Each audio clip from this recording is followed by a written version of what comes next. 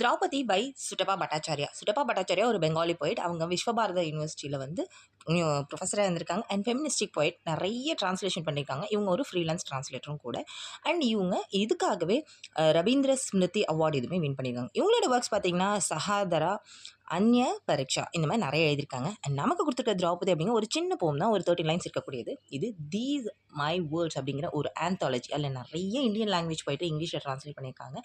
அதை கம்பைல் பண்ணது யாருன்னா Eunice D'Souza and Merlin சில்காடோ. And இந்த பொய்ட்ரியை திரௌபதியை இங்கிலீஷில் ட்ரான்ஸ்லேட் பண்ணது யார் அப்படின்னாக்க Marian madam.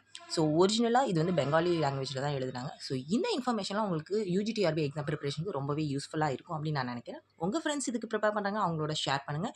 We are offering MCQ books for UGTRB also, and we are offering online classes and materials for UGTRB. So stay tuned with us for more informative videos like this.